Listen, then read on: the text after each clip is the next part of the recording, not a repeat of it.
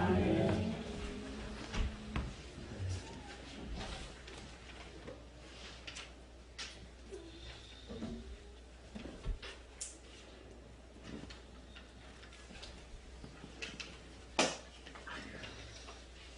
잘들 지내셨죠? 네. 최비영 집사님이 오셨다가 어제 가셨어요. 4주 원래 휴가 받고 오셨는데 갑자기 안 가면 안 되는 사정이 있어서 2주 동안 격리하고 일주일도 안 되는 짧은 시간 가족들하고 보내고 어제 갔어요. 저하고 또 이렇게 식사를 하면서 이런 얘기를 하시더라고요. 목사님, 예배를 함께 드릴 수 있는 것만으로 너무 감사했습니다. 교회 발을 딛는 순간부터 은혜였고, 이렇게 함께 공예배를 드리는 것 자체가 너무나 자기에게 감사한 일이라. 그 마음이 좀 헤아려지니까 너무 좀 안쓰럽기도 하고, 또 앞으로 기도를 많이 해드려야 되겠다. 그래서 몇 년 동안 지금 혼자 예배를 드리고 계십니다. 눈을 들어보면 우리 주변에는 우리가 이렇게 쉽게 아무 때나 드릴 수 있다고 생각하는 이 예배를 그렇게 안타까운 마음. 제가 인도에 갔더니 그 조그만 아이들이 10km를 걸어가서 예배를 드려요. 주일 예배 11시에 드리기 위해서 아침 새벽에 일어나서 10km를 걸어가서 예배를 드리고, 꼭 그렇게 드릴 필요가 있느냐라고 말할 수도 있겠지만, 그러나 예배의 가장 중요한 것은 희생과 헌신, 정성입니다. 정성건 집사님 예배 잘 드리시나요? 정성입니다. 감사절을 맞으면서 지나간 시간들을 돌아보며 하나님 앞에 어떤 감사거들이 있는지 적어보았습니다. 하나님께 감사할 것이 너무 많고요. 또 우리 성도들 한 사람 한 사람 얼굴을 떠올려 보면서 이분 때문에 내가 뭐가 감사한가에 대해서 이렇게 한 사람 한 사람씩 제가 묵상을 했어요. 집사님 한 분 한 분, 심지어 우리 아이들 한 사람 한 사람 이렇게 다 떠올리면서 참 얼마나 감사한지 모르겠더라고요. 여러분 몰랐죠? 여러분이 감사거리라는 사실, 여러분 자신, 여러분 존재 자체가 누군가에게는 엄청난 감사의 대상이라는 사실. 그런 의미에서 우리 옆에 분들하고 한번 인사할까요? 잠깐 생각해 보세요. 내가 이 사람 때문에 감사한 거 하나 고백을 할 건데요, 지금. 뭐 때문에 감사할까? 준섭 집사님은 나 때문에 감사한 거 있어요, 혹시? 네. 뻥치지 마세요.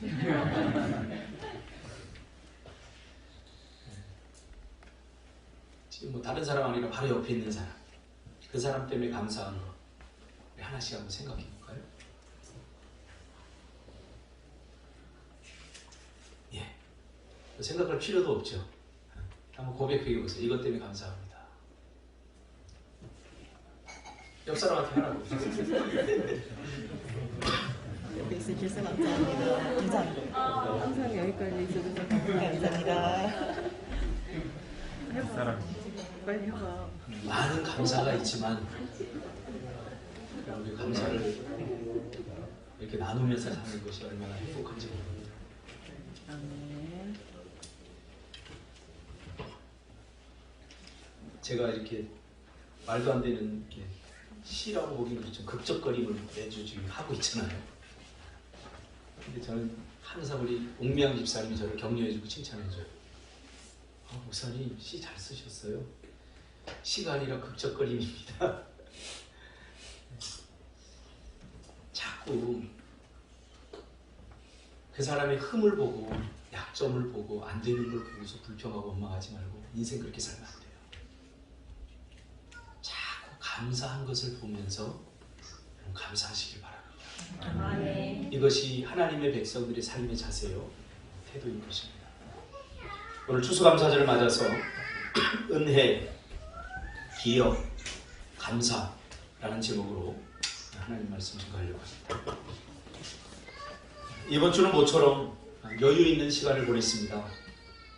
책을 틈틈이 읽었지만 오롯이 책에 집중해서 읽을 시간이 필요했던 터라 그동안 읽고 싶었던 책 5권을 구입해서 집중해서 읽으면서 참으로 행복하고 풍성한 시간을 보냈습니다. 그 중에 인문학자인 이정원 씨의 문해력이라는 책을 읽었습니다. 이분은 20년간 하루에 3시간 잠을 제한하여 3시간만 자면서 살고 있다고 합니다. 사람들에게 자신은 20년간 3시간만 자고 살아왔다라고 하면 대개 이런 반응을 보인다고 합니다. 사람이 어떻게 하루에 3시간만 자고 살 수 있지? 힘들지 않으세요? 괜찮아요? 정상적인 삶이 가능해요? 정말 대단하세요. 근데 그는 이런 말을 들으면서 깨달은 것이 하나 있다고 합니다. 이런 시각으로 접근을 하면 3시간 수면은 마치 인간이 도저히 할 수 없는 일처럼 느껴진다고 합니다. 하지만 문해력이 높은 사람들은 질문을 받고 핵심을 묻는다고 합니다. 어떻게 해요? 이렇게 해요. 무엇이 당신을 3시간만 자게 만들었냐고요. 리터러시, 문해력, 읽고 쓰는 능력, 문장 해석 능력 아닙니까? 지금 제가 설교를 하는데도 여러분들은 문해력을 사용하고 있습니다. 언어를 통해서 들려지는 하나님의 말씀을 여러분이 받아들이고 수용하고 이해하고 문해력 상당히 중요한 것 같아요. 저와 제자들이 인천에서 모든 삶을 내려놓고 제주로 왔다고 하면 사람들은 비슷한 반응을 보입니다. 요즘 세상에 그게 가능해요? 이런 공동체 생활이 가능해요? 혹시 이단 아니에요? 라는 애매한 의심의 눈초리. 어떻게? 견딜만 하세요? 괜찮아요? 그 공동체가 얼마나 가겠어요? 사실은 무엇이 여러분을 이곳까지 오게 했어요? 라고 묻는 사람은 거의 없었던 것 같아요. 사실 그것 때문에 우리가 왔는데 여기가 살만해서 온 것이 아닙니다. 우리를 이곳까지 오게 할 수밖에, 올 수밖에 없었던, 오게 했던 그 핵심 원인, 그것을 묻는 사람들은 저는 한 사람도 못 봤어요. 무엇이 당신과 당신 제자들을 이곳으로 오게 했습니까? 이게 핵심이죠. 그리고 우리는 그 핵심을 붙들고 이곳에서 살아가야 하는 거죠. 저는 이 공동체에 함께하고 있는 여러분이 무슨 마음을 먹고 함께하게 되었는지 상당히 궁금합니다. 만약 이런 공동체라면 뭔가 있을 거야 라는 마음으로 왔다면 곧 실망하게 될 것입니다. 저희 교회에 와서 정말 새로운 삶을 살아내려면 질문하는 방법을 바꿔야 할 것입니다. 그렇지 않으면 예전에 머물렀던 교회, 어쩌면 내가 좀 상처받았던 사람들, 그것이 이곳에서도 다시 반복될 수 있기 때문입니다. 저들을 이곳으로 오게 한 것은 무엇인가? 왜냐하면 우리 공동체는 생각하는 것처럼 그렇게 완벽하고 온전한 공동체가 아니기 때문입니다. 다른 교회와 다를 거야 라는 생각을 가지고 왔다면 곧 실망하게 될 겁니다. 그래서 아마 이미 실망하신 분들도 있을 것이라는 생각을 해봅니다. 왜냐하면 지상교회는 지어져가는 공동체이지 이미 완성된 지어진 공동체가 아니기 때문입니다. 지어져가는 공동체에서 가장 중요한 것은 함께 만들어가는 참여 정신과 그 과정에서 발생하는 수많은 어려움과 고난을 함께 하려고 하는 마음입니다. 그것이 십자가의 정신입니다. 예수 그리스도의 핏값을 주고 세우신 이 교회가 그 십자가의 사랑과 희생과 헌신을 붙들고 함께 참여하려고 하는 마음.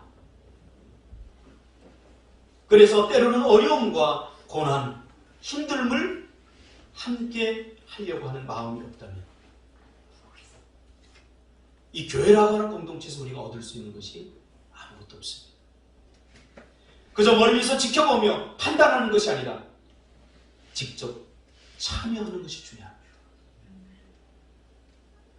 예수님은 우리의 고난과 죄로 말미암은 고통을 멀리서 지켜보며 판단한 것이 아니라 직접 그 고난에 참여하셨습니다. 죄로부터의 고난. 이것이 교회의 본질인 것입니다. 왜 가족이 소중합니까? 가족은 좋을 때뿐만 아니라 힘들고 어려울 때도 늘 함께하기 때문에 가족이 중요한 것입니다. 힘들다고 떠나는 사람은 가족이 아닙니다. 마음에 들지 않는다고 떠나는 사람은 가족이 아닙니다. 엄마가 좀 잘못해도, 아빠가 좀 잘못해도, 자식이 좀 잘못해도 끝까지 가슴에 품고 가는 것이 가족이라고 하는 메커니즘이죠. 교회도 다르지 않습니다. 이제는 질문을 받고 이 공동체에 함께 합류한 의미를 다시 재조정해 볼 필요가 있습니다. 그리고 우리는 거기에 집중해야 됩니다. 무엇이 이들을 이곳으로 오게 했는가라는 핵심 원인을 붙들어야 된다는 것이죠. 하나님의 말씀을 실천하며 살아가는 믿음의 세계에서도 질문이 상당히 중요하다는 사실을 깨닫게 됩니다. 말씀대로 살지 못하는 대부분의 사람들이 가지고 있는 생각은 우리가 어떻게 하나님의 말씀대로 살아갈 수 있지? 그건 불가능해 라는 생각의 메커니즘과 실천적 딜리버리를 재구조화해야 합니다. 질문을 좀 바꿀 필요가 있습니다. 무엇이 우리와 똑같은 성품을 가진 예수님을 하나님의 뜻대로 살도록 했는가? 여기에 집중해야죠. 아니, 우리는 예수님처럼 그렇게 못 살아가 아니라 그래서 적당히 빠져나갈 구멍, 도피할 처소를 내가 만드는 것이 아니라 무엇이 우리와 똑같은 성정을 가진 예수님을 하나님의 뜻대로 살도록 했는가? 라고 질문을 바꿀 필요가 있다는 겁니다. 그 연장선상에서 왜 우리는 절기를 지켜야 하는가? 이 문제를 좀 생각해 볼 필요가 있습니다. 오늘 추수감사절을 통해 함께 왜 우리는 이 절기를 지켜야 되는가에 대해서 말씀을 나누려고 합니다. 우리가 정말 예수 그리스도를 인격적으로 만난 사람들이라면 그 답을 이미 알고 있을 것입니다. 이스라엘 백성들에게는 지켜야 될 3대 절기가 있었습니다. 종교학자들에 의하면 어떤 종교든 인간은 한 개인이 속해 있는 공동체에서 자신의 존재와 결속을 높이기 위해서 특정한 사건이나 절기를 제사의식을 통해서 축하하는 것으로 종교의식을 행해왔다고 합니다. 그러니까 이 절기를 지키는 것은 비단 기독교에서만 하는 것은 아닙니다. 일반 다른 종교에서도 이런 비슷한 절기들을 지켜나갑니다. 근데 그 절기를 지키는 이유가 뭡니까? 이런 절기를 통해서 다른 종교들은 공동체적 결속과 일체감을 확인하려고 이런 절기들을 만든다는 사실이에요. 그러나 이스라엘 백성들에게 하나님께 주신 이스라엘의 절기는 이런 다른 종교에서 지키는 절기와 근본적으로 다릅니다. 절기를 주신 목적. 하나님은 이스라엘 백성들에게 절기를 주시면서 이스라엘이 지켜야 될 절기를 통해서 하나님이 원하시는 것은 하나님이 어떤 분인가를 알게 하는 것이 목적이라는 사실이에요. 그러니까 이 절기를 지키면서 가장 중요한 게 뭡니까? 하나님을 알게 하는 거예요. 그분은 어떤 분이고 우리를 위해서 어떤 일을 하려고 하시며 우리를 어떻게 먹이시고 입히시고 보호하고 계신가? 그리고 하나님과 나의 관계 속에서 우리의 미래는 도대체 어떻게 될 것인가? 이 절기 안에 우리 인생의 미래, 우리 인생이 고스란히 담겨져 있다는 사실이에요. 그래서 이 절기를 잘 지키는 것은 굉장히 중요한 일입니다. 그분이 이스라엘을 인도하신 길을 보면 우리가 알 수 있습니다.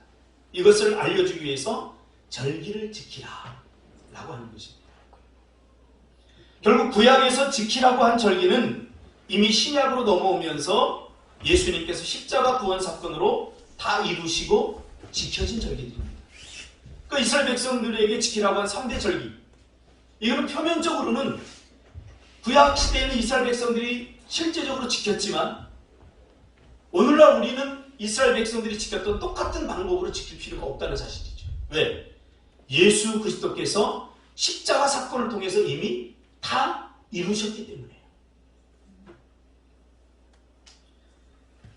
그러면 은혜의 시대인 지금 우리는 이 절기를 어떻게 지켜야 될까? 지킬 필요가 없다라고 선언하는 사람도 있어요. 무슨 이미 구약에 다 끝나버렸는데 예수님이 다 지키셨는데 뭐 이런 절기를 지킬 필요가 있느냐 하고 절기를 지킬 필요가 없다라고 주장하는 사람도 있어요. 그 성경을 반쪽만 이해한 사람들이에요. 먼저 절기에 대한 의미를 간단하게 우리가 짚어볼 필요가 있습니다. 첫 번째 우리가 지켜야 될 절기 중에 유월절이 있죠. 이건 구원 사건에 대해서 잊지 않고 기억하기 위해서 제정한 절기입니다.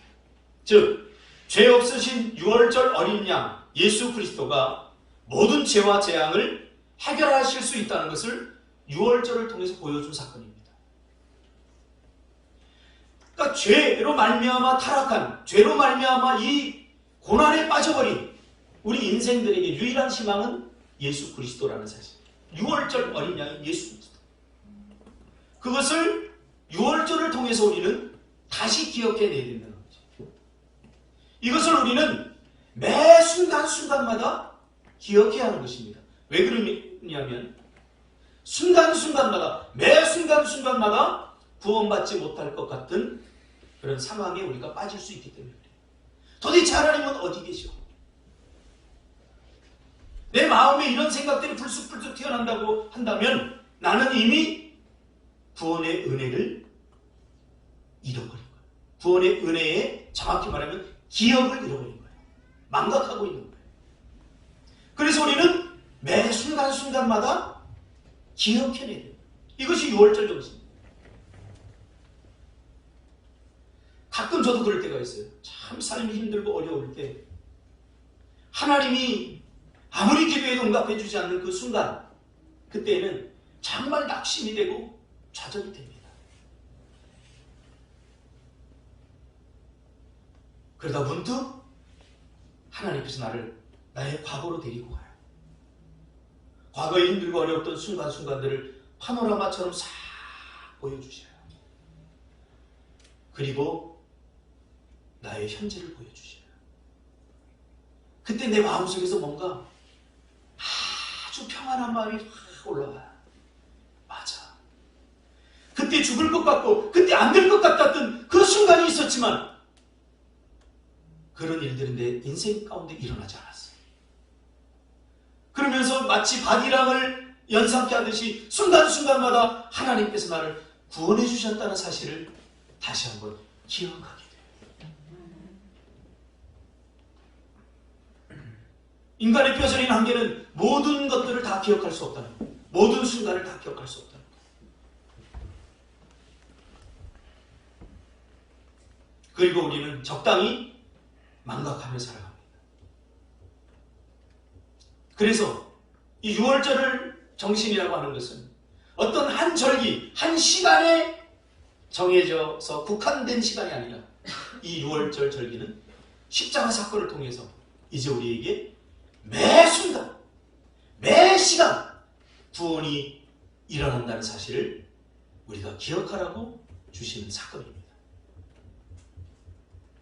구원은 정해진 어떤 특별한 순간에만 일어나는 것이 아니라 이미 유월절 양이신 주님을 믿는 믿음 안에서 언제든지 창조적으로 일어난다는 사건, 그걸 말해주고 싶은 거죠. 우리 앞에 직면한 어려움과 구원받지 못하는 것 같은 상황 속에서 인간의 욕심이나 노력, 수단과 방법으로 해결하려고 해서는 안 된다는 거죠. 그러므로 유월절을 지킨다는 것은 하나님은 나를 반드시 구원하신다는 사실을 믿고 어떤 순간에도 좌절하고 낙심하지 않는 것이죠. 유월절 어린 양의 피를 문설주에 바른다는 것은 그의 피를 의지하고 믿는다는 것입니다. 아무 일도 일어나지 않을 것입니다. 설령 일어난다고 해도 하나님께서 마침내 구원해 주실 것입니다. 이것이 유월절 정신이에요. 무교절이라고도 하는데 애굽에서 급히 나오느라고 빵을 제대로 발효시킬 시간이 없었죠. 그리고 여기도 의미가 있어요. 누룩은 죄를 상징합니다. 이 죄 없는 빵, 누룩이 없는 빵은 예수 그리스도를 예표하죠. 죄 없는 예수 그리스도. 뭐예요? 은혜를 잊지 말아라. 제가 늘 이야기하지만 은혜는 기억 속의 존재예요. 아빠가 나한테 해준 게 뭐가 있어? 엄마가 나한테 해준 게 뭐가 있어? 라고 묻는 사람들은 고의적으로 부모의 은혜를 기억하지 않는 사람들. 아니면 불평과 원망에 가려서 이 감사를 내 심령 속에 내쫓아버려요. 불평과 원망이 얼마나 나쁜 건지 몰라요. 두 번째 지켜야 될 절기는 맥주절이죠. 맥주절을 지키는 당시 역사적 배경은 가나안 땅입니다. 밭에 뿌린 첫 열매를 거둘 때 지키는 절기죠. 77절이라고 하고 처음 보리 벨 때를 기점으로 7주간 끝나는 그 다음 날이니까 50일째 되는 날이죠. 그날을 지켰기 때문에 오순절이라고 부릅니다. 이것은 신약의 성령께서 이 땅에 오셔서 성령 강림으로 맥주절이 완성됐습니다. 그러니까 우리가 지금 주님이 지키라고 한 이 절기들은 이미 다 완성된 절기들입니다. 유월절도 그렇고요. 예수 그리스도의 십자가로 완성되었고 이 맥주절이라고 하는 것은 오순절, 성령 강림주일로 성령께서 임재하심을 통해서 다 완성이 됐습니다. 이 성령 강림을 통해서 제자들에게 성령이 임함으로 예수 그리스도를 통한 교회의 첫 열매가 탄생하게 되는 시발점이 된 거죠.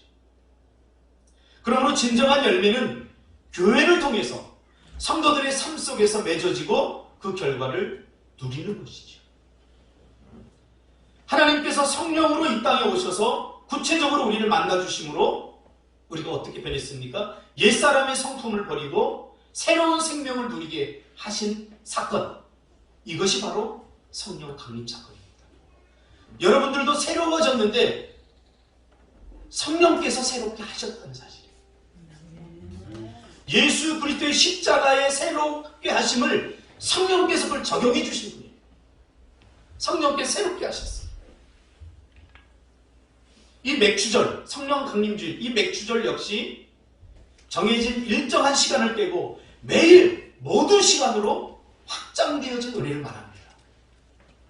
그러니까 구약에는 정해져 있는 시간, 가두어져 있는 환경이었지만 이제 성령께서 오셔서 시간과 공간을 초월해서 언제든지 우리가 믿음의 반응을 할 때 매일 모든 시간 순간순간 은혜를 누릴 수 있다는 것을 확장되어진 은혜를 말해주고 있는 거죠.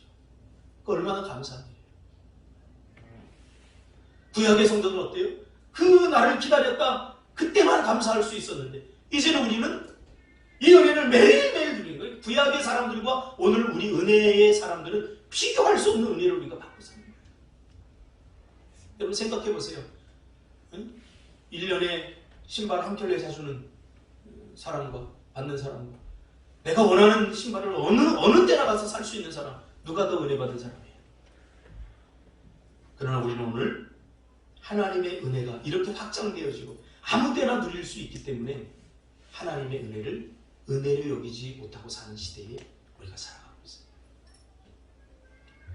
마지막 세 번째로 우리가 살펴볼 절기는 수장절, 오늘 우리가 장막절이라고도 하고 초막절이라고도 하는 추수감사절의 원형입니다. 이 추수감사절은 한 해가 끝나기 전 7일간 초막을 지어서 그 안에 거하며 옛 조상들이 광야에서 생활했던 것을 기억하고 곡식들을 추수하고 하나님께 감사드리는 감사의 절기입니다. 그러니까 이 추수감사절은 1년 동안도 하나님께서 우리에게 이렇게 풍성한 것으로 먹이시고 입히시고 또 우리를 머리카락 하나 상한 바 되지 않도록 이렇게 지켜주셨구나, 이런 분이시구나 라는 것을 우리가 하나님께 주신 그 곡식들을 가지고 떡을 만들고 또 음식을 함께 나누어 먹으면서 축하하는 축제의 현장이 바로 추수감사절의 원형이죠. 여기서 잊지 말아야 될 것은 이 모든 것을 가능하게 하신 분, 아까 우리 장로님도 기도했지만 태풍 때문에 낙과를 다 많이 떨어졌어요. 지금 아직도 집에 거처하지 못하고 나라에서 지어준 컨테이너 하우스 요만한 데서 아직도 살아가는 사람이 있어요. 그 하나님의 은혜를 우리가 상대화시키면 안 됩니다. 저 사람보다 그래도 내가 나아, 그래서 감사하는 것은 하나님으로부터 오는 감사가 아닙니다. 진정한 감사, 절대적 감사죠. 내가 어떠한 형편에 처해 있든지 간에 그럼에도 불구하고 하나님 앞에 감사할 수 있는 마음, 이 감사가 중요해요. 그러니까 세상 사람들은 다 상대적 감사를 해요. 이렇게 태풍 때문에 어려움을 당해서 지금 이렇게 추운데도 밖에서 자는 사람인데 하나님이 나에게 은혜를 주셔서 이렇게 따뜻한 방에서 살 수 있구나. 이것은 하나님의 은혜가 아니에요. 자꾸 그렇게 하나님의 은혜를 상대화시키려고 하니까 자꾸 더 좋은 환경, 내가 기도한 대로 하면 반드시 응답돼야 돼. 자꾸 이런 조건들이 제시되는 거예요. 절대적 은혜는 성경에서는 찾아보고 다 절대적 은혜 아닙니까? 폭풍 속에서도 감사하고 건강을 잃어버려도 감사하고, 이게 진짜 은혜죠. 진짜 은혜를 깨달은 사람이죠. 절대적 은혜죠. 그러므로 가장 중요한 것은 하나님의 은혜를 기억하는 순간이죠. 이 모든 절기, 세 절기에 공통으로 들어있는 단어를 제가 찾아냈습니다. 은혜, 기억, 감사입니다. 살펴본 바에 의하면 은혜는 기억 속에 존재합니다. 그래, 그때 하나님이 나를 이렇게 도와주셨어. 그 은혜를 곱씹으면서 은혜에 더욱 가까이 다가갈 수 있죠. 그래서 기억이 중요합니다. 근데 인간의 한계는 망각의 존재라는 사실이죠. 자주 잊어버려요. 제가 굉장히 서운했던 적이 있습니다. 제가 고등부 때 정말 힘들고 어려운 동생 하나가 있어서 제가 지극히 보살폈어요. 제 용돈을 반으로 나눠주고 같이 쫄면도 사고, 그때 쫄면 최고였거든요. 분식집가 쫄면도 사줘요. 버스표도 일주일치 제가 받으면 그 반을 떼서 주고, 정말 제가 잘했어요. 어느 날 도서관에서 제가 무슨 공부를 하다가 이 친구를 봤는데 저한테 반말하는 거예요. 그때는 나한테 형 이랬거든요. 근데 갑자기 형서가 그러는 거예요. 그래서 다시 봤어요. 그 친구 남상, 아니 이름 말하면 안 되죠. 그 친구 맞는데? 하는 얘기가 사실은 자기가 호적이 잘못돼가지고 나이가 나보다 2살 많은 걸로 이야기를 하면서 넌 사실 내 동생이었어 이러면서 막 얘기를 하는 거예요. 도대체 이놈을 내가 어떻게 받아들이는 거지? 잊어버린 거죠, 은혜를. 이 절기는 잊어버리는 순간 모든 관계를 끌어버리고, 잊어버리면 그 순간 은혜가 단절됩니다. 내 마음속에 어떻겠어요? 만약에 그럴 일도 없겠지만 내가 다시 너를 도와줄 기회가 생긴다면 나는 절대 너 도와주고 싶지 않다. 이런 마음이 마음에 확 근데 이 설교를 준비하면서 하나님이 저에게 주신 마음이 이거예요. 이 절기는 하나님의 기억된 은혜를 잊어버리지 않게 하는, 망각하게 하는 기억장치. 그래서 이 절기를 지키는 것은 곧 기억을 지켜내는 것입니다. 그때 그래서 유월절 지키면서 맞아, 그때 그래서 우리가 430년 동안 종살이를 했었는데 하나님께서 우리를 구원해 주셨어. 그 하나님은 그때만 구원해 주시는 거 아니라 지금도 구원해 주시고 앞으로도 구원해 주실 거예요. 할렐루야. 이렇게 자꾸 연장해 나가는 거죠. 그래서 이 6월절의 은혜를 누리지 못하는 사람들은 다 미래를 놓고, 오지 않는 미래를 놓고 걱정하고 염려하며 근심하게 되어 있습니다. 생각해 보세요. 과거에 하나님 430년 동안 종살이 나를 구원해 주셨습니다. 그리고 지금도 그 구원은 유효하고, 그리고 앞으로도 내가 어떤 상황과 형편에 처해일지라도 하나님 나를 구원해 주실 것입니다. 라고 하는 일이 마음속으로부터 확신이 어디서부터 옵니까? 기억에서 온다는 거예요. 기억.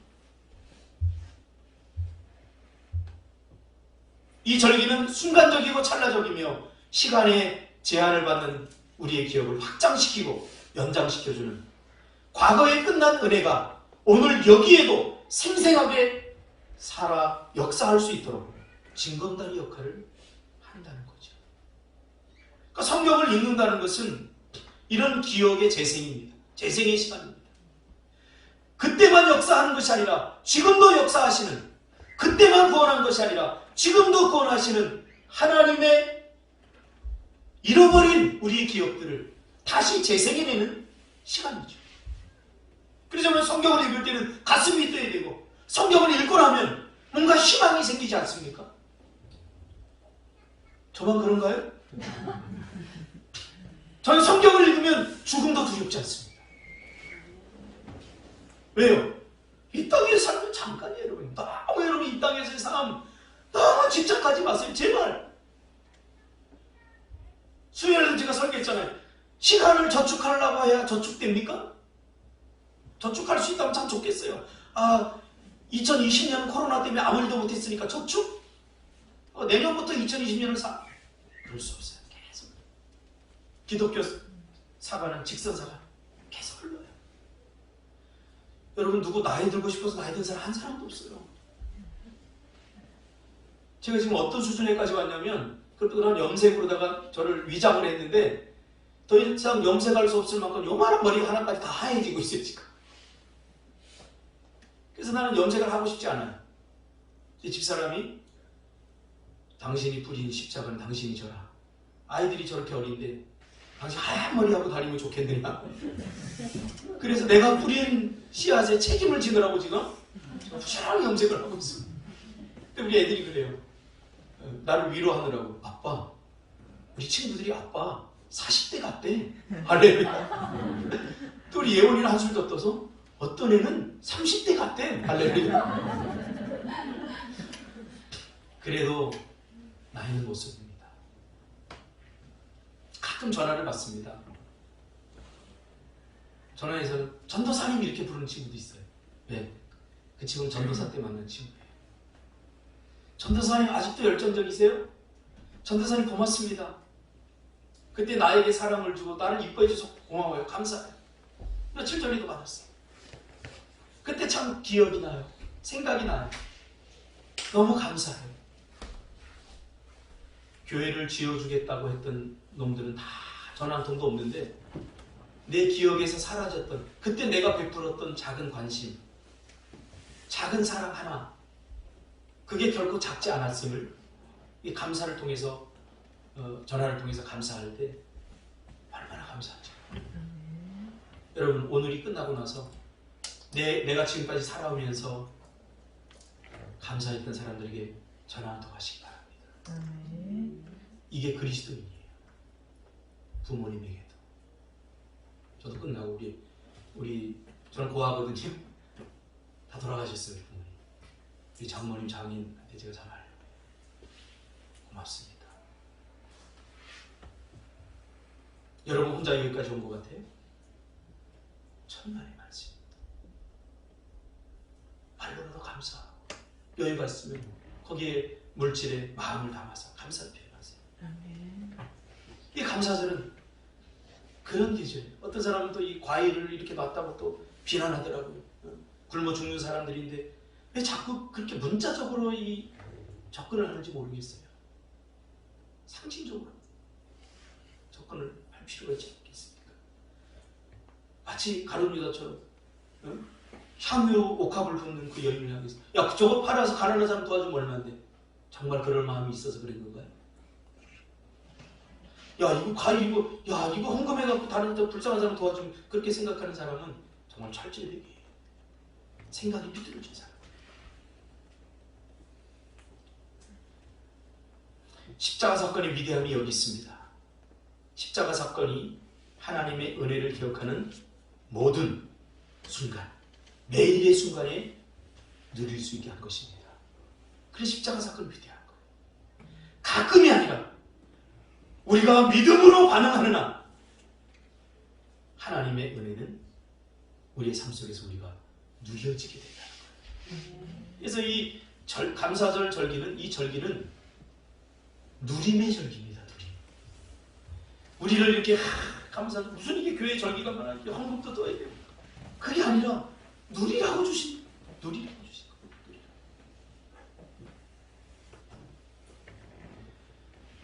우리는 십자가를 떠올리고 그 사건을 기억하면 할수록 은혜를 언제 어디서나 맛보게 되는 것이고 그 은혜가 우리를 어떤 환경과 형편에서도 하나님의 사랑과 능력으로 이끌어 주는 것이죠.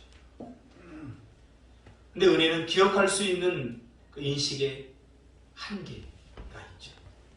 기억할 수 있는 기억과 기억하지 못하는 기억이 있어요.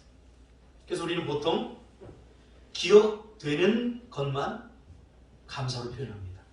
인식된 기억만. 성경에 보니까 인식되지 못한 기억도 있다라고 이야기를 하고 있어요. 심리학에서는 이걸 무의식이라고 그러죠. 내가 괜히 저 사람 얼굴만 보면 짜증나. 근데 왜 그런지 모르겠어. 내가 인식하지 못하지만 뭔가 저 사람에게 대한 불편함이 내 안에 있기 때문이죠. 심리학에서 그걸 무의식의 세계라고 합니다.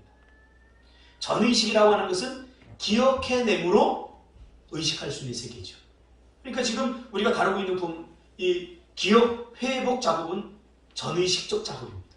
심리학적으로 표현합니다. 그때 하나님이 그렇게 했어요. 그러니까 이번에도 하나님이 그렇게 하실 거예요. 그런데 아무리 기억하려고 해도 기억할 수 없는 그런 은혜가 존재한다는 사실이에요.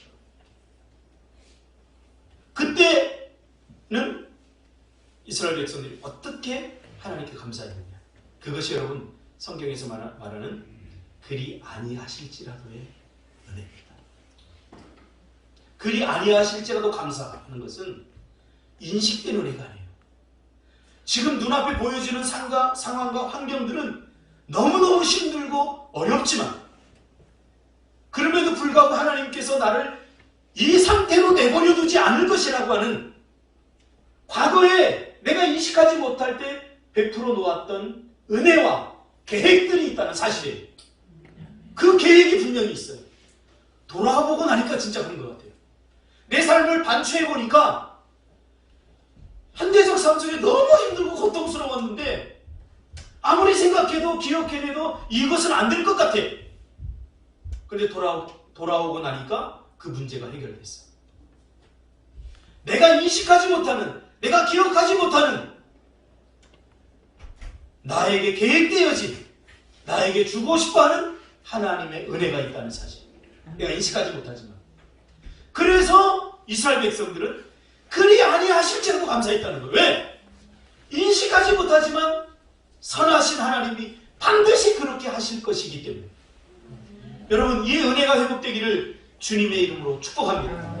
한 번도 경험해보지 못해서 내 과거에는 내가 상상해낼 수 없고 내가 어떻게 가늠해낼 수 없지만 여기서 난 끝이구나 나가고는 그 순간에도 하나님은 나를 버리지 아니하고 나를 위해 예비해 놓으신 계획이 있고 내가 인식하지 못하는 내가 누려야 될 하나님의 은혜가 보장되어 있다는 사실이에요. 이것을 깨달았던 다니엘은 그리 아니하실지라. 그리 아니하실지라. 내가 저 사자굴에 들어가도 좋아. 왜? 죽는 것도 은혜고 사는 것도 은혜고. 죽는다면 그 이후에 하나님의 은혜가 있을 거야. 이것을 가늠하게 된 거지. 모세도 마찬가지. 이삭을 드릴 때 모세도 마찬가지였어요. 여러분 생각해 보세요. 얼마나 처절한 순간입니까? 인서 바치라고 해보세요.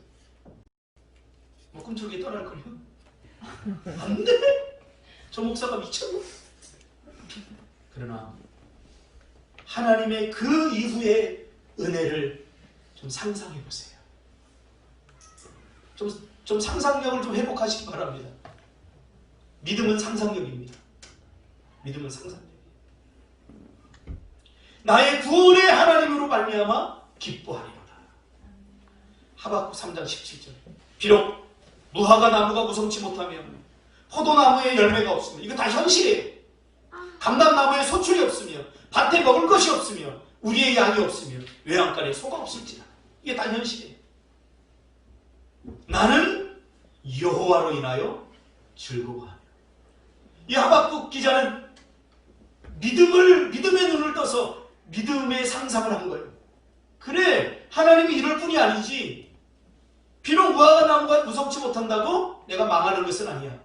포도나무에 열매가 없다고 내가 굶어 죽지 않을 거야. 좀 굶는 순간에는 좀 힘들고 어려울지 모르겠지만, 그러나 결국 하나님은 나를 구원해 주실 것이라고는 계획을 갖고 계신 거예요. 믿음은 바라는 것들의 실상이요 보이지 않는 것의 증거라는 거죠. 결론 짓겠습니다. 감사해야 될 이유는, 감사는 기억을 연장시킵니다. 감사는 은혜의 되새김질입니다. 그래서 감사하면 하나님의 은혜가 연장되는 것 같은 느낌이죠. 그래서 누릴 수 있게 되는 거예요. 감사해 보세요. 여러분 한번 불평하고 원망해 보세요. 그 순간 모든 하나님의 은혜가 단절된 것 같은 그런 상황을 맞이하게 돼요. 그래서 상황을 보고 감사하는 것이 아니라 이러한 인식되지 못한 하나님의 은혜가 있음을 알고 그 은혜를 주실 것을 기대하면서 하나님 앞에 선제적 감사를 하라. 이 감사는 그래서 은혜의 되새김질이죠. 은혜를 계속해서 내가 누리게 된다. 사랑하는 여러분, 인식 너머의 하나님으로 인하여 감사하시기 바랍니다.